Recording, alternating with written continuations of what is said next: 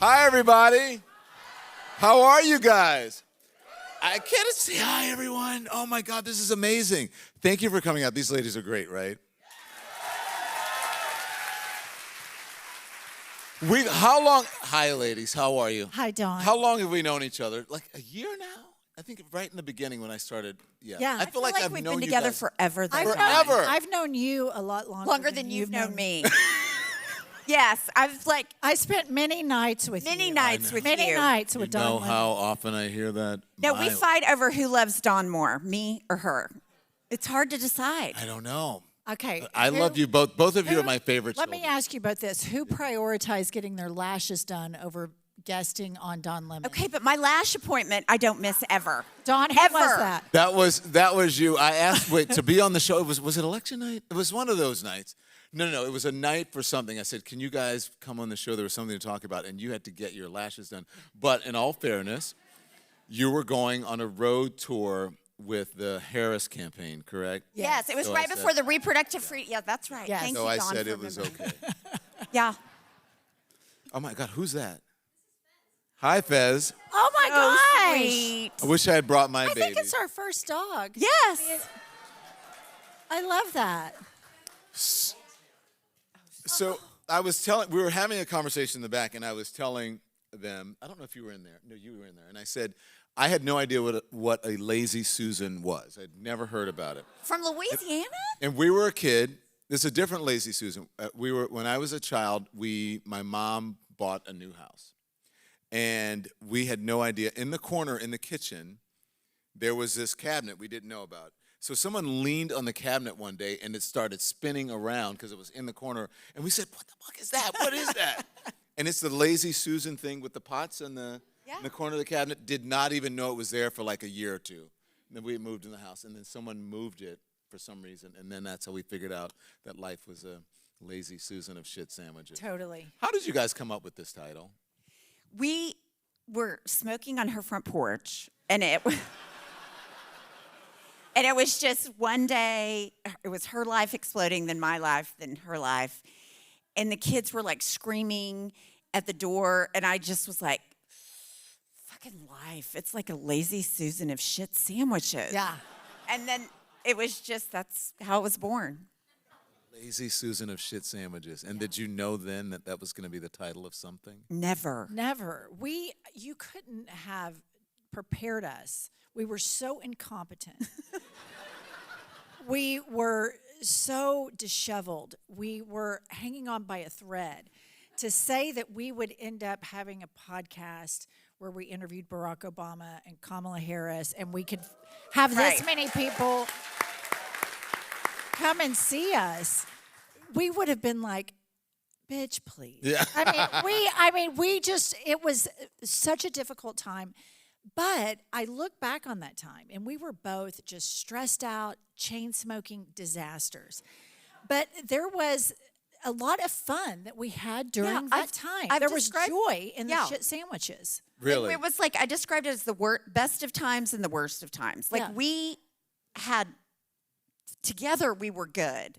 Everything else was shitty. But we laughed and had fun in all of the craziness. Yeah, we did. You start in the book, you talk about when you did your first show. It was in Atlanta, right? Your first talk. Yes. Right? And you said you could not believe that all of these people showed up. What was that? What was a bigger, more exciting feeling? Was it that, or was it like interviewing Barack Obama? Or was it like your first time talking to people? The Atlanta was a million times more terrifying than interviewing Barack Obama. Because with Barack Obama, you like disassociate. I'm like, I'm going to flip on that I am a person and I ask people questions, and that person is somebody that I'm deeply attracted to and have been for a very long time, both physically and intellectually, but I'm just going to go sit down and interview him. And then you leave, and then I'm looking at her like, did we just do that? Because we had to kind of disassociate, but the Atlanta thing, oh my God. I thought I was going to have to drag her onto stage. We were backstage, and she's going, what have you gotten us into? What? I mean, she's like second guessing every life decision we've ever made. And we're like peeking out the curtain. I'm like, it's full. We couldn't But you have the anxiety. Is anybody going to show up? And then when people finally show up, you're like, what the fuck? Actually, these people have anything better to do, right? Yeah. Like, why are they here? Were you sitting there, were you like, oh, I have to ask you a question, Mr. Obama? No, we both thought about having sex with him during the whole interview. We did. God damn it, Pumps. Some stuff we just keep. I'm just going to say this.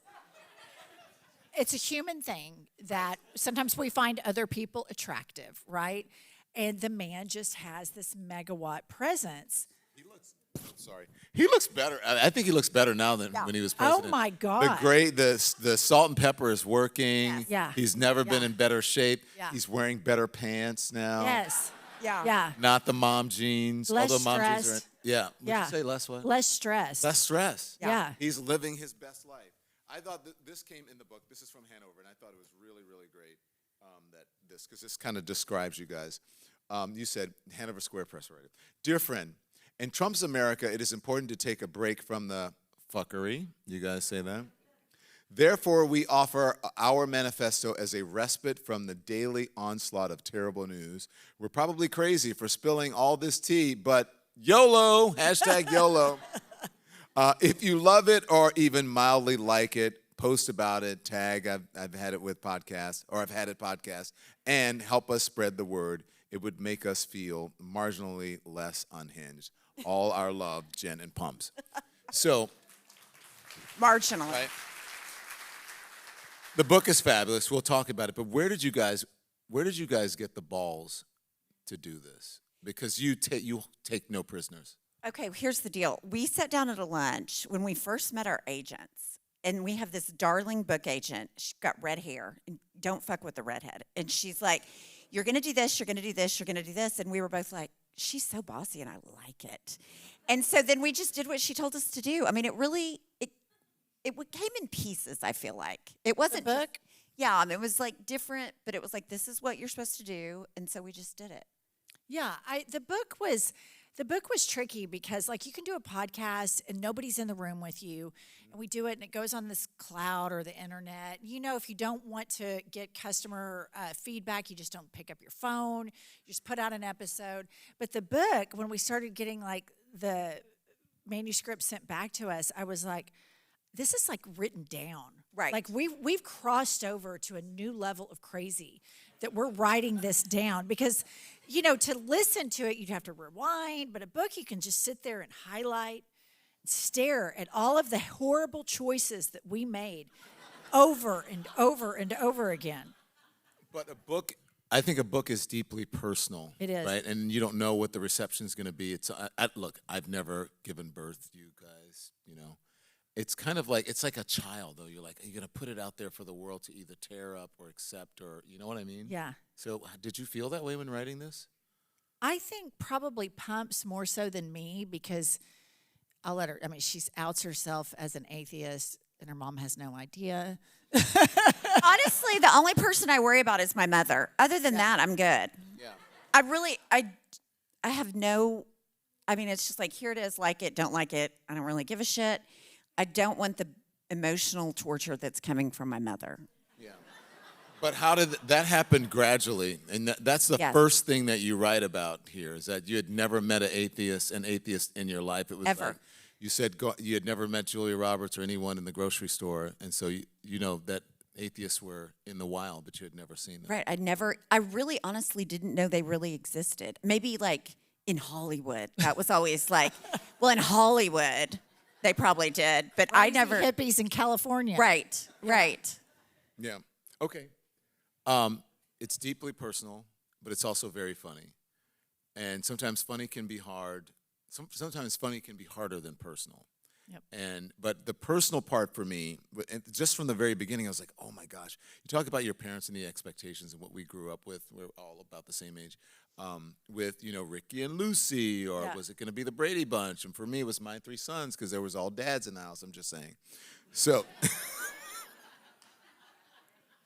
or maybe it was like, what was the one with the dads in the house and the handsome guy and what? No, Full House. It was like Full House. Yeah. Okay, so but you write about this, But you say, my parents rarely drank, yet somehow Angie and I both married lawyers who turned out to be married to drugs and alcohol, and in Angie's case, sex workers. Yeah. Yeah, that just slipped that right in chapter 1. Yeah. No. That is not even in chapter 1, dear. That's the introduction.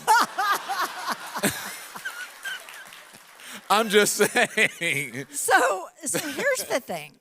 When your husband goes to rehab, and mine went 5 times, and then you go to these family weeks, and you're in these circles, and you're hearing stuff that you should not hear. You're hearing private information about people's lives that you shouldn't know about. And then you're sharing shit about your life that they shouldn't know about. And at the end, everybody says in unison, "Thanks for sharing, Jennifer."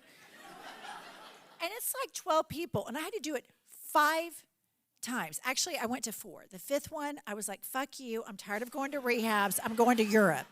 And I just went to Europe the last time I went to rehab. And drank and smoked. But you're so raw and you're so exposed that then when you get on the other side of it, and that person is sober, and they are their authentic self. And initially, I was really resentful and really mad for a really long time because addicts are assholes.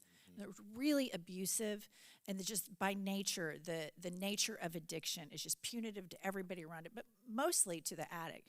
So it took me a long time to get over it. But then when you get over it, you're happier because you have depth.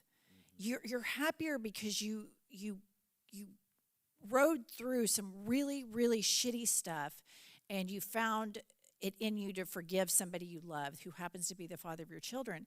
So if you go through all of that to write a book, and possibly everybody in this room has somebody in their family or somebody they know that's an alcoholic, pill popper. Everyone has touch addiction. You know, and so if it can help people, because when you're experiencing it, I mean, I was a wreck. I mean, I didn't understand, I couldn't understand that somebody could be so callous, Josh, my husband, because when he's sober, he's not. He's a wonderful person, but when he used drugs, I mean, just a fucking asshole of the highest order. With George Clooney hair. Total. The thing about Josh, like, he's still, like, addicts are still so inherently selfish even when they get sober. Like, when you're an addict, it's a selfish disease. When you get sober, it's all about your recovery. Like, there's just a level of narcissism built in. Yeah. But I manage it with Josh either by, like, I ignore or I just engage in the parts that I want to engage in. Or if I'm trying to butter him up for something, I can just bring up his hair. Yeah. And you would think that he would tire of talking about his hair. He loves it. Never. If we called him right now, I'd be like, hey, I was just talking to Don Lemon about your hair. What does he think about it? And look at my age. I still have a full head of hair. Totally. It's good, right? Totally. Oh, yeah. Most men, I don't need no damn hair transplant. Totally. So, but you didn't leave. You stuck it out. I divorced him. Wait, I thought you guys are gone? No, we divorced. And then you're back. Reconciled, yes. Yes, okay. So I think it was, Pumps was my divorce lawyer. I wasn't. Oh, wait a minute. Oh, it's all coming back to me now. So he was such a wreck. Josh was a complete catastrophe. And I was like, if you don't get sober, I'm going to divorce you. And he was like, I'm not going to do it. So I divorced him. And then I would say he went off the rails for probably like 2 or 3 months. And I was sad and I was grieving and I was just, it feels very unnatural. Our kids were really young. It feels unnatural to break up your nest. It's a very unnatural feeling, even though I couldn't stand him at that moment. Like I hate your guts. I'm divorcing you. Mm-hmm. But it's like a really heartbreaking thing. So then after probably like 3 or 4 months, he got sober. And then he earned his way back into our family. And then when we got back together, I'm just like, I'm just not getting married again. Yeah. I'm just I forget because you guys met because you were an attorney. And I knew Josh. Yeah, and you knew Josh, and then Josh recommended her to do your house. Yes. But can we talk about the hookers? Yes, let's talk about it. This is a true story. I would pass a lie detector test that I did not know people watch porn during the day. I thought that only happened at night. And that married people had sex with hookers. I knew people had affairs, But I didn't know that after you were married, you would have sex with her. I didn't know that existed. You were a good old Christian girl. I was so naive, so painfully naive. So what did you do What did I do? about it? Oh, God. Called Jennifer. That was the first thing. Kicked him out. He went to rehab. We lived in the same house for 6 years, and we never had sex. Never once. We didn't sleep in the same bed. Like, we were completely separate. But I'll be an asshole and just say it. Like, I didn't want to leave my lifestyle. I didn't like him, but I liked my lifestyle. Did you guys, when you were writing about all this personal stuff, did you ever think, like, maybe I've gone too far? I guess that's the answer. If you're us with microphones and the content we put out, I think maybe we've gone too far multiple times a week. Okay. Right. Can I tell you this? Because I watch you guys religiously, and I'm a bit envious of you because you can say things that I can't. Right. Just because of the packaging that you're in, right? I would be called a race baiter or all those things, you know what I mean? Or a sexist or a bigot or something, but I can't do that. But also because I worry, I'm like, they're going to get sued. It is for me, as a traditional journalist, I was always self-editing before I got into the streaming business. And I realize now I don't have to self-edit as much. I can say fuck. I can say, I can say MAGA's a bunch of assholes, racist, whatever. Yeah. And you know what? Before I had to say, well, they're not all racist. And they're like. But you know what? Well, if you're not, you have to overlook a lot of racism in order to take part in this shit. But so I just worry about you. So I would just say allegedly, reportedly, a lot more than you do. You're probably because I would right. probably get sued. They would come you're for probably me. Right. They would come for me. But I want to say this. I think independent Don Lemon is your best version of I agree. I think your content and your lives, I think it's just so much better. And I'm glad that we've moved away from legacy media. And you were kind of the canary in the coal mine, you know? Yeah. I mean, truly. Yeah. And now you're like leaps and bounds ahead of all of your former colleagues because that's just a dinosaur. It's a relic, legacy news. It's so frustrating watching now because today on my show, if I can talk about it for a second, it was a kind of a slow news day, and I said, what am I going to talk about? And the thing that had been on my mind is that they are treating this sort of grift as if there's a question about the grift. Like, is it okay to take a plane? It's like, no, it's not okay to take a plane. Like, why are you framing it that way? Right. But how about this is unprecedented, it's awful, and don't invite people on that are going to try to make excuses for it because some things are just objectively bad. Right. So that's what I talked about. And the thing that I like most is that I don't have to give false equivalency to things. False equivalence. I can just say, this is bad. I'm not going to put anyone on who makes excuses for it. And so that's what I kind of love the most about it. And you guys, you do the same thing. And so my producer, we were talking, we had a private stream tonight on my show, and I said, what am I going to ask Pumps and Jennifer? And he said, do they consider themselves journalists? No. Absolutely. That's what I said to them. But go on, tell me. No, because I think we're opinion, and part of we have talked about the defamation thing a lot, like being sued, and I think, okay, but to win a suit against me for defamation or her, you have to prove it's not true. Like, can Elon Musk pass a drug test for ketamine? No. I've thought about that. Will Donald? You're an attorney, so you are an attorney. Yeah. Duh, Lemon. But and I think about that with Trump. Like, let's see your fucking medical records. I bet they don't say you win every golf tournament. Like, I'm just guessing. Let's see your dick. But he'd Let's see your have dick, to Trump. give us She all always his medical accuses records. Yeah. But I think it's important for people that are podcasters and independent media to say, just very blatantly, we are not journalists. What we do is we mine for information that real journalists have done the work on. And then we talk about it and we give our opinions. But journalists deserve all the props. The people who go out and dig deep, like the Washington Post did, not Jeff Bezos' Washington Post. I'm talking about the Nixon Washington Post. It's so important, and the attacks on journalism are devastating to our democracy. And so we talk about the reporting that journalists find, but we're not even remotely close to being journalists. We're blowhards with microphones, have opinions, you know? Look, I know it's funny. I do think that you guys underestimate yourselves. I think that you are doing, whether you call yourselves journalists or not, it's a public service. You're doing a public service. Because in this book and on your podcast, you make it okay to be flawed. You make it okay to laugh at things that happen to us, because we all have shit sandwiches in our lives, right? And sometimes they can take us down, or we survive them. Or as I say on Friday on my show when we do the sour lemon of the week, you can laugh or you can cry, and we choose to laugh. So who's going to be the sour lemon of the week? Or you can do what's going to be the shit sandwich of the week, right? And so thank you for doing that. I really appreciate that you guys, you underestimate what you have. And you, like I said, you make it's okay to not to be perfect, and you write about that. You talk about what it is like now with social media, where it makes you think that everyone has to be rich. Right. Everyone has to be beautiful. What did you call it, glass skin? Or is it glass skin or something that people think that you know what I mean? Yeah, I think it's a difficult time to be a person right now. It's even more specific, American, like we can start narrowing it down. And then it's difficult to be on social media. Like I can be on the French Bulldog watching hot tennis players play tennis part of Instagram, and I'm just like so happy.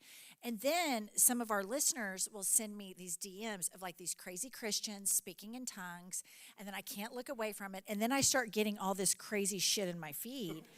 Or they'll send me like performative parents that are doing dances with their kids, and then you can't stop watching it, and then I start getting that. And then I'm like, I fucking hate people. I cannot stand people. But then you end up, looking at like cats and dogs and stuff, and then you go back. But I think that the internet and social media, so much of it is so performative. It's such bullshit. I mean, the majority of it is just total bullshit. Like, I never put a picture of myself on my feed if I think I'd look bad. I would post a picture if I looked good and Josh's eyes were closed without even thinking about it. I mean, I wouldn't even think about it. One of the best stories is Pops, when she was married to the hooker fucker, they went to Costa Rica, and she was like divorced diet skinny, and just found out about all the hookers, and she was like this big around and just like rockin' body, and Kirk had kind of ballooned up, and they're on this like catamaran, and she's all curled up next to him with the kids like peppered around it, and he looks like a beached whale. She looks like Giselle. She mailed that to everybody as her Christmas card. I never even looked at him until you pointed it out. Exactly. I just was like, God, this is a great picture of you. That's how we all are. Like I'll put a picture up, and my kids will be like, Mom, my eyes are closed in the photo. I was like, oh, I thought I looked good. I never saw you. But I look good. My husband does that. Where is he? He's in here somewhere. He does the same thing. You know what I love about you? I do love your honesty. And you are in Oklahoma, right? Mm-hmm. And you talk about what not just white women, but what white people will say to you guys that they won't say to when there are people of color around. Yeah. And that really pisses you off. It really pisses me off, because there is, and white people don't talk about this that much, but especially in a state like Oklahoma that is largely conservative, largely Christian, more racist than New York or California, at least urban areas. And you hear stuff like, I remember when Obama was elected, I had some girlfriends over, and we were smoking cigs on the back porch, and she called Air Force One Afro One. I just thought that was so hilarious. And there's just those types of comments that are said. And it's just, also homophobic comments, that are said. And it really grosses me out when people don't have conviction. It really disgusts me that somebody could see Dawn in the street. Oh my God, Dawn, I'm the biggest fan. And then go and vote against you and your marriage, against the suffering that your skin color caused. And I just have ironclad conviction about that, and living in a red state where I see the moral duplicity of that makes me even more of a maniac about it. And so it's just something that I'm unrelenting about, because I think we all need to do better, because then if we're not better, then we have this dipshit as the president. You know, if we don't talk about this shit, then we have, everybody was mad. The reason he got elected the first time, everybody's mad the black man ate off the china, slept in the bed at the White House. Mm-hmm. You know, that was what a lot of his victory was about. Yeah. I think it's coming from the other, like I was raised so this is what good girls do. This is who good girls hang around with. You're not supposed to do this and this. Of course I did all that, but I put on the face. And so I had this thing where I was special. I didn't have to worry about other people's problems because they didn't apply to me. And so I realize now, having grown up in that, how it made me, like, my unique reaction to everything is like judgment, better. And you just grow up and you realize I probably thought that till I was 38 years old, until my life went to shit. Like, I never had experienced anything where I was tried as a person. And so now I see that, and it makes me sick, and it makes me want to speak out against it, because I understand how people think that way. Like, people in my family will be racist but don't even realize they're being racist. And it's like, it's so ingrained in who they are because they're better than people. And I don't think it's a snobbery. It's Jesus told we were chosen, and they believe it. And that's how their worldview is shaped. Same with gay marriage, immigration, everything on Fox News, straight down the line. You don't have to worry about that because you're better. And that's just something I just have to fight against, because that's how I was raised. You think religion is the biggest part of the problem? Yes, in my experience, that is. Tell me about that. Like, because I mean, obviously being white and upper middle class helped, but it was just always told to me, if I made these choices, then I would get the best of everything. I'd get the best no matter what it was, because I'm special.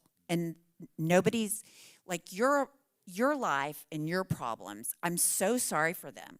It makes me sad that that's happening to you, but that could never happen to me because I'm better. Because I'm better, I believe in God. Right, I do everything right, even though I was doing everything wrong. Right.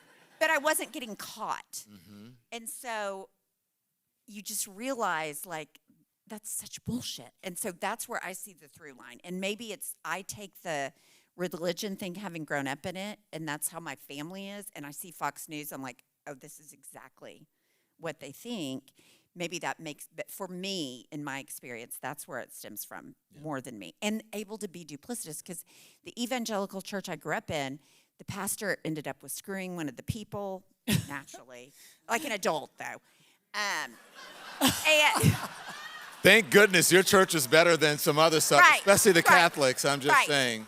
But it was like, well, he's some forgiven. Of the Catholics. He's forgiven. It's fine.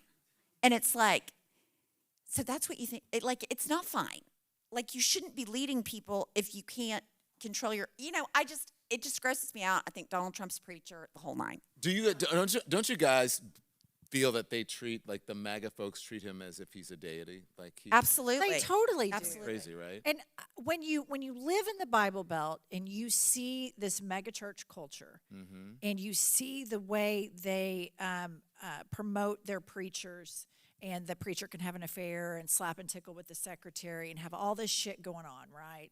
Grift, live in a big, tacky, horrible, awful McMansion with terrible architecture and terrible outfits, horrible fur coats, and these people scrape together money to give the preacher money. And then you see what Trump is doing. It's tacky. Look at what he's done to the Oval Office. It looks like, it's just hideous. And then he's got that online flea market selling shoes and all that shit. And it's exactly the same grift as the evangelical church thing. And so when you live in the Bible Belt, it makes perfect sense that his base are evangelical Christians. And then they, he can say things like, oh, I'm going to get rid of, anti-Semitism on colleges. Well, in evangelical world, their whole thing is the Jews need to be in their place before Jesus can come and send everybody to hell. Because they're all rapture preppers. They're like literal rapture preppers. And there's just no deep thinking. blind obedience to the church, blind obedience to the Bible, blind obedience to the preacher. What does Trump require? Blind obedience. It's the exact same thing. Right, because you can never question, well, the Bible says, well, Trump says, and so it's... They don't question right. it. Yeah. Yeah, look, you guys, this is really personal, and I do think it's with humor. You give great advice, I believe, to women, especially women who are in abusive relationships, because you write, there's one thing where you write about where you run into an ex-boyfriend, right? Oh, this is juicy. Yeah. Well, okay, so I'll read some of it, and then you can tell me about it, because I think it's great advice. You said, back when I was still married, when Kirk went to rehab for sex addiction, I was so numb that a train could have run me over, and I wouldn't have noticed. I had to say, it's hard to say, excuse me, even with glasses I can't see. I was most upset about Kirk's inability to control his ding-dong, or the fact that my marriage was over. I stopped having sex with Kirk, as you mentioned, long ago. Just the idea of touching a hair on his arm made me want to hurl. We never even went on a date night. In fact, we barely communicated except for when you wanted to get the kids from point A to point B. And then you say, after I threw Kirk out of the house, Jennifer and I started going to this popular gym in our neighborhood. One morning, I happened to bump into my ex-boyfriend from college. In case you were wondering, I did not look good. Jennifer's always kept herself fit and healthy, but I was emaciated. My hair was falling out. I hadn't worn makeup in over a year. Keep in mind, this was still Oklahoma City, where most women wear full glamour makeup to the grocery store. Also, my mother had taught me never to leave the house without my face on, even in an emergency. But the whole situation with Kirk had knocked the wind out of my sails. You turn this horrible time in your life into a learning, I hate that teachable moment, but that's actually what it is. And you do it through humor and also through just being really, really, really candid. How did you do that? Because that's really fucking personal. I have to tell you that. To criticize yourself that way and let people inside of your life and your marriage. I guess because it happened so long ago, it doesn't feel personal anymore. It feels like another life. At the time, to be fair, for 1 year, the only person that knew what was going on in my real life was Jennifer. Full stop. I played the game. I went to carpool. I did all the things I was supposed to do. My parents didn't notice how much weight people didn't. You could see the stress on me, but I had 3 little kids. I had 5, 3, and 1. So it was like, she's just stressed. But at the time, so I would have never envisioned writing that then. But now, hindsight's 20/20.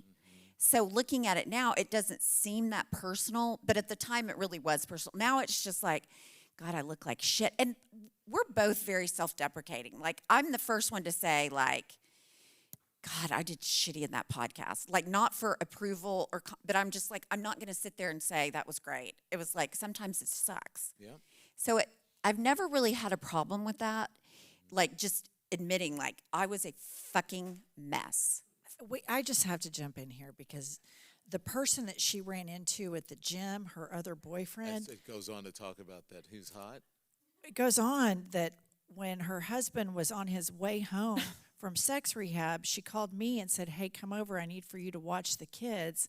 And I arrive, and she's smoking a cigarette, all hookered up. And I go, where are you going? And she said, I'm going to fuck my trainer. Yeah.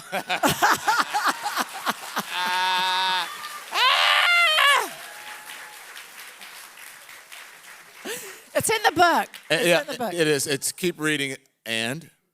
Yeah, that went on for a few months. Yeah. And I had deep affection for him. He had deep affection for me. But wasn't it originally a revenge fuck? Fuck yes. It was like, and I think I just said, hey, I want to come over to your house later. And we dated for a while, so it wasn't like, reinventing the wheel or whatever. And he was single. Before you were married. Yeah, it was in college, but then we would we were workout buddies. And so then, I would show up for our workout session, and I'd be like, where's Pumps and Michael? Well, they weren't at the gym because they were all fucking, and I didn't get personally trained. And what was bad is this is how fucked up you burn a lot of calories doing that, though. Yeah, you do. Yeah, but we would have marital sessions, my husband and I would meet him on purpose before. So I would roll out of his house to the marital therapist. I would. That's fucked up. I mean, it's fucked up. No, I have to say this in your defense. The volume of our investigation into Kirk's sex addiction and the amount of partners was staggering, and Pump's response of rekindling with a college boyfriend for a few slap and tickles, it's child's play compared to what happened to her. And so as bad as that sounds, or that's fucked up or whatever, it's like, I remember at the time thinking, oh, that's kind of fucked up, but God, you go get you some, girl. Yeah. Like, I remember thinking, like, Well, I remember one day we were driving and you said to me, I go, I just want to do something really fucked up today. And you go, you're going to fuck somebody? And I go, no, I want to buy a Rolex. And you were like, oh, okay. And that's when I was like, okay, so that was the first time. I just remember. Are you blaming me for your affair? No. I'm just saying that's why it wasn't such a, because I was like, oh, I hadn't thought of that. You guys don't need me.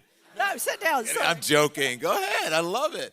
So everyone needs a Jennifer or Pumps in their lives. Yes. Okay, and so you start out the book by talking about what you mean to each other as you're going to this thing in Atlanta, and how she squeezes your hand so hard that it left like a welt or something on your ring. What does she mean to you? Oh my gosh. Pumps is one of these people where it's like it's deeper than a friendship. It's like an appendage, It's like it's just, we are ubiquitous in each other's lives, and her kids are like my stepchildren or my own children, and vice versa. And it's just locked in, baked in, like it's more than an even blood relative, because we chose each other. You can't pick your blood relatives, unfortunately. You could call it a trauma bond too. I mean, What does she mean to you? It's weird. It's kind of like she would say, it's like a mother, a husband, a best friend, a sister, a pet, like no, and I mean that in a good way. We love our dog, but like there's a companionship and a sense of belonging. Like, no matter what. Like I could come in and said, I pulled a train, intravenous drug use, all the things, like right now, and she'd be like, okay, we're going to get through it. Like, it's constant. You know what I mean? Just like unconditional support, which I know my parents loved me unconditionally, but it felt conditional. And so it was like, even though I know there's nothing I could do to make my parents love me, I don't think I internalized that, but I know there's nothing I can do to make Jennifer not love me. So it's so unconditional, I think. That's amazing. Amazing. Usually there's not enough time for audience questions. I want to make sure I do. Can I get the audience questions, please? I'm walking around. As we're getting the audience questions, I just want to know, I thought it was brilliant that you guys each write a chapter, right? You go back and forth. Who came up with that? I think it's brilliant. So, again, I want to remind that we were such rookies at all of this. And then we have this wonderful team of people at WME who introduced us to a wonderful woman named Emily. And she helped us write and conceive, and another person by the name of John Glenn, who's here tonight. And these people know what they're doing. So it was our story, but they helped us get it to where it was presentable and professional. And even though we're talking about pulling trains, It's not in the book. No, I know. But you do bring that up a lot. Well, I'm just saying, like, that would have been something that would have really knocked you out of the church back in the day. Pulling trains. So this is a relationship that we have, and you do this when we're not on the podcast. She's talking, and Jennifer's looking at me, goes, "She's always talking about pulling trains."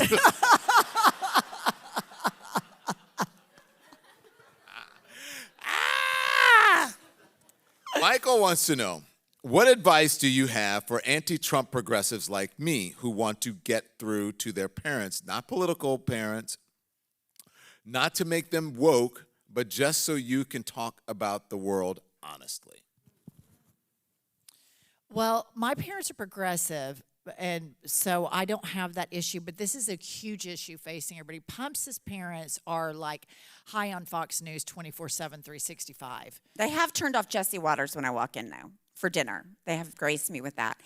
I think it makes people's relationships more surface level, news, weather, sports. I try to take little opportunities to just make comments and I haven't addressed it yet. I had a dinner with my parents and something was said. It was a group of people. Something was said about how sad it was for someone to be poor. So I'm going to circle back with her about if you're so compassionate about poor people, why would you want people to not be on SNAP? Why would you not want that? I don't think she conceptualizes it. I don't think it's going to help. But I just think you have to be very delicate. And I think one thing Jennifer says that makes sense to me is it's about equality for everybody, not making this person better or that person worse. You don't have to give anything to be equal. You just everybody gets it. Nobody gets taken away. Nobody subtracts for somebody else to have equal. And so when she talks about it in those terms, it explains it to me. If you want to just kind of say that the way you say it, that's better. I just like to say none of us are free until all of us are free, and you can't leave somebody behind. You can't move forward as a nation or as a group of people and then leave behind trans people or leave behind people of color or demean people because they're immigrants. And it's just, there's such a cruelty to it, and it's Donald Trump has normalized it. And I don't know, the only person I've ever converted from Christian Republican is this woman. And I would always, because we were forced to be together. We wanted to be together, but we were different. We were different people than we are together now. And I would always use her faith against her. I'd be like, why are you against universal health care if you're a Jesus follower? Didn't Jesus want to help the sick? And she'd be like, oh, I never thought about it like that. And it was slowly. But so Michael, I think it was Michael, right? I think you have to use, just really small points and not probably don't talk about personalities about Trump, but human rights issues. Yeah. Well, I mean, Jesus would be the biggest liberal socialist, don't you think? Right. Gosh. Well, he would be. He was. Jesus. That is perfect that you said that because it's a perfect segue to this next, really, it's not a question, but I think you'll like it. Not a question, it says, but I'm trans, and I have followed you two since day one. I made my very conservative Midwest mother listen, and now it's all she talks about. A few months ago, she used my correct name and pronunciation and pronouns, for the first time ever. She said gin and pumps made her feel like an asshole, and now she wants to get it right.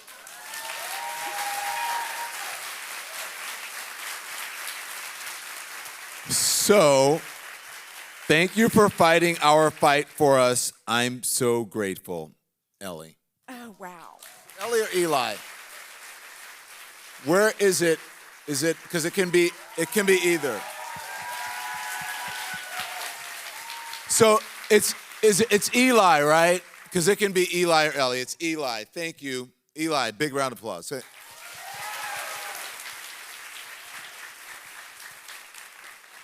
Okay, let's see. Oh, we have time. We have time. That's why I told you I like to get to the questions early because it's really important. People want to ask questions. You maintain humor and hope while sharing appropriate anger and frustration.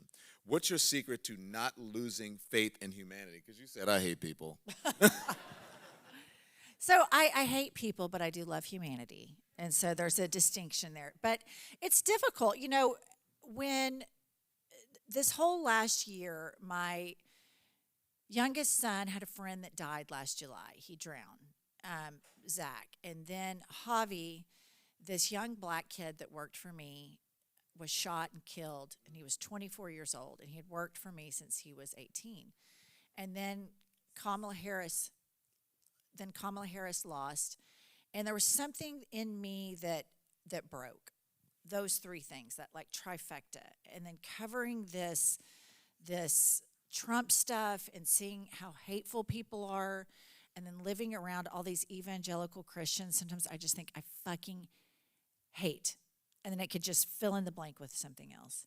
And then I have to like stop and spend time with my dogs and, you know, talk to my kids and try to do something joyful. Because if you think about it all the time, it can be really overwhelming and it's really angering to see what these people are doing, the way they treat trans people. Although I'm so happy that your mom has found enlightenment and involvement on that, and that's, you know, something that we will never waver on. But it's difficult right now to get through all of this. Can I jump in? Because you are one of the only people publicly who was saying when everyone's like, oh, the trans issue, we lost the election, whatever. And you're like, no, we're not fucking leaving trans people behind. Like, that is really a thing for you. Why is that so important for you? My mother told me when I was really young, I asked her what gay was, you know, maybe 6 or 7. And she explained it to me. And I was like, well, why would somebody be gay? And she goes, well, darling, all you need to know is nobody in the buckle of the Bible Belt would choose to be gay. That's just nuts.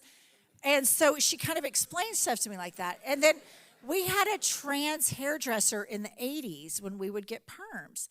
And had the white rain hairspray and everything. And I was in junior high. I was like 13 years old. And my mother explained to me the whole thing. And it wasn't that shocking because when I first met the hairdresser, he went by Roland and very effeminate. And then my mother told me we're going to go back to get our hair done, but now it's Renee and it's a she. And so this is like in the 80s. And I'm like 13 and I was kind of like, okay, that seems kind of weird. But my mother, when we got back in the car, she said, you know, I just really feel really badly for Renee. Her father was really abusive to her and bullied her because she was effeminate, and I just think we always need to show her kindness because how brave of her to do that in the buckle of the Bible Belt. My mother cannot stand Christians, if you can't tell. And so, but my mother was so much more kind and so much more loving to marginalized people than any Christian I had ever met. And so I see the people in Oklahoma, and I think the bravest thing that anybody can do right now is really settle into their trans identity. It's a really difficult thing to do. It's way more brave to do that than to be a bully, you know, like Donald Trump or Elon Musk. You know, it's so cowardice. And so, and I just think you have to love people for who they are. And I just think the minute you abandon one group, then they move the goalposts, and they'll move the goalpost, and they'll move the goalpost, and they'll move the goalpost. So you cannot cede any human rights, period. Yeah.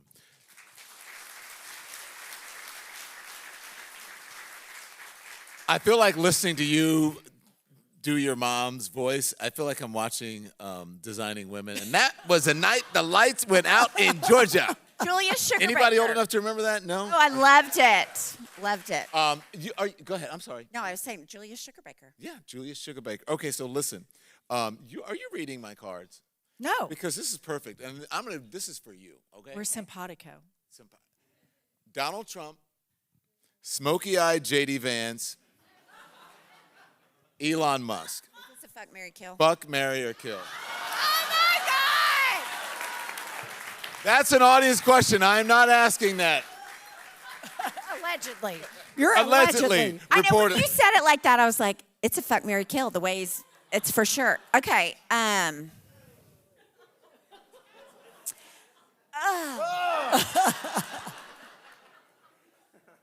don't know. I mean, it's hard to say. I mean, obviously. That is good. Who wrote that question? I don't. Who wrote that question? Terrible. You're a bad person. I think kill Elon Musk. Okay. Just because he's more. Trump's gonna die anyway. I mean, I hate to say it, but I think marry him because you get to be Melania and you don't ever have to see him. You're marrying Trump? And you're fucking smoky eye? That's what we call J.D. Vance. Smoky eye. Well, that's what it says, smoky-eyed J.D. Vance. That's a tough one. That's like I think you made some pretty good choices there. yeah, I mean, Trump's going to die anyway. I mean, because Donald Trump's in Washington, God knows where and she is. who knows where Melania is. Right. Reportedly. Maybe So you you don't and have to J.D. sleep Vance with him. could do each other's makeup after the romp. Yeah. Right. He's a lot better at eyeliner than I am, for sure. And I don't know. Go ahead. Oh my gosh. Okay. I'm going to kill Trump.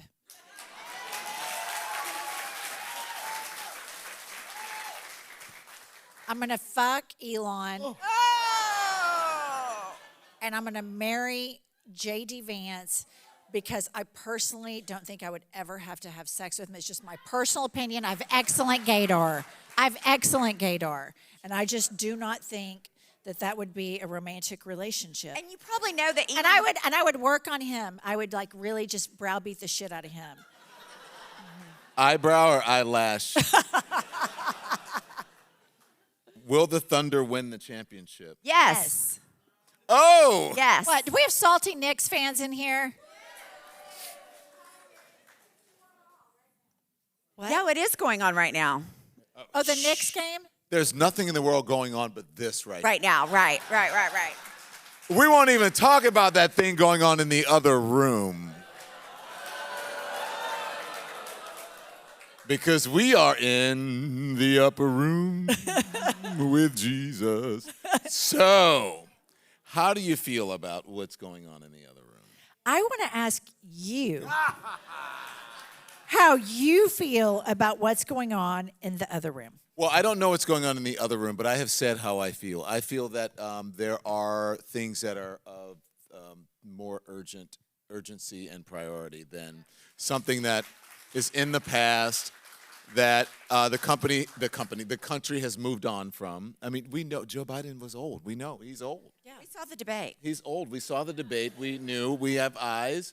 And I think that we should be more concerned about, the people who are making $1 billion a month, reportedly, off of the presidency, the people who are breaking norms, who are defying federal judges, who are taking women's rights away, women's autonomy, who's taking civil rights away, who are firing people, who are possibly spying on people, using, illegal wiretaps. I think we should be more concerned about that rather than someone was old who happened to be running the country really well with the people. Right. Yeah. And so I believe some things you leave to the history books and you focus on what's important now. That's how I feel about what's going on. Agree. I completely agree. And I think And I do think the Democrats do need a postmortem. I do. But I don't think it has to be, written about in a book. And the Democrats need some balls. Yeah. oh, what did I tell you? Agree, 100%. I think right now, except for maybe Chris Murphy as an exception, but the women are the ones who have the balls right now. You guys, Jasmine Crockett, even AOC, the women are the ones who are carrying the torch. Yeah.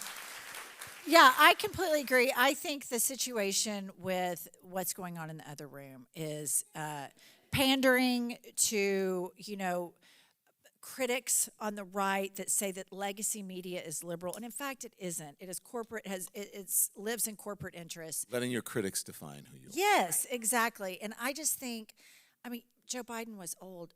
Trump is batshit crazy. This man is insane. He's cruel. He's old. They're kidnapping people. When he was a freshman, Joe Biden was a senior. It's not that much different. It's not that much I'm just different. saying. But crazy age is better, I guess. Yeah. Yeah.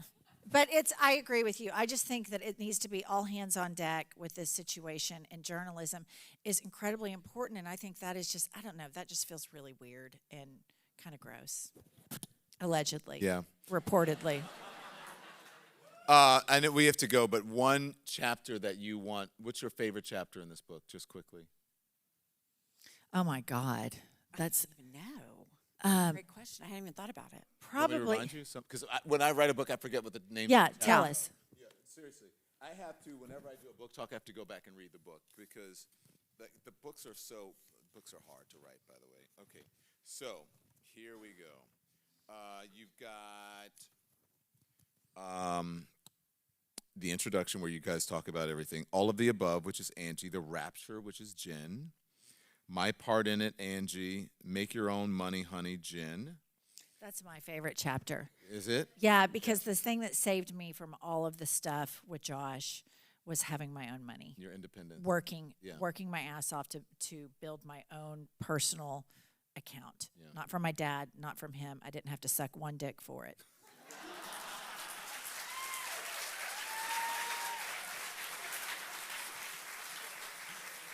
Or participate in one train. So, sister, which is Angie. For the birds, Jen. I'm just going to, shame is a miserable life partner, Angie. That's probably mine. Jen, is it? I mean, it's probably my least favorite and what I think is the most important part, probably. Yeah. I was going to say about my college sorority. Yeah. One of my pledge sisters is here, but Jennifer makes fun of me Yeah. about all my sorority shit. She thinks that it's going to be banned in like 10 years. I do. What do you want people to get from this book? I know it's a generic question, but I think it's an important question. What's the takeaway? I think the takeaway is you don't have to be perfect. Nobody's perfect.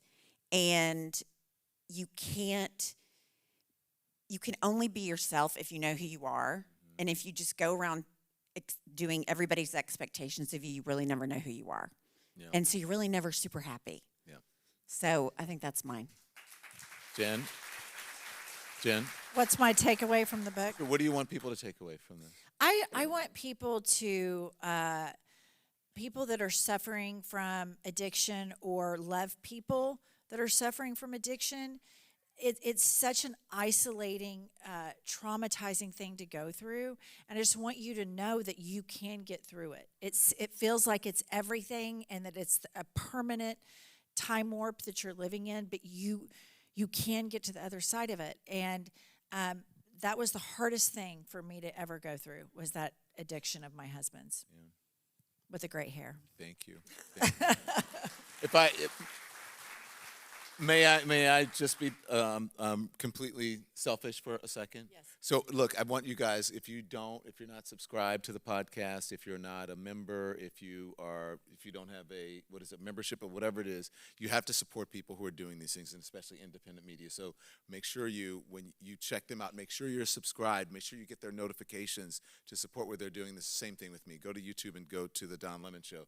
The other thing is I would invite all of you, and we're going to work on this venue a little bit later, but we're testing out, D.L. Hughley and I, the comedian, we're testing out a venue. We're going to be at City Winery on the 23rd of June. I would love for you guys to come if you're around. I would love for all of you to come. It's going to be a night. It's going to be an amazing evening of anything goes, where we're going to talk about all of the shit, and we're going to educate people about what's really going on. So it'll be at City Winery in the evening on June 23rd. So come see us. And next, where are you guys? What are you doing?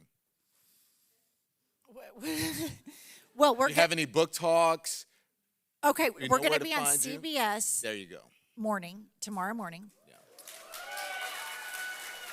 I'm going to be on CNN tomorrow night, and I'm sure I'm going to get in a big fight with conservatives from 9 to 10.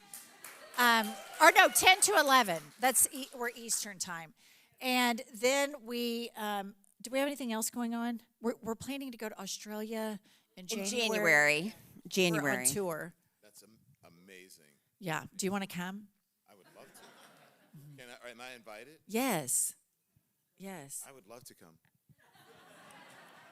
But in all sincerity, it's super important that you all and everybody that you know start supporting independent media. Like Dawn, follow us, follow Midas Touch, and just go down the list. Subscribe, because we are so outnumbered.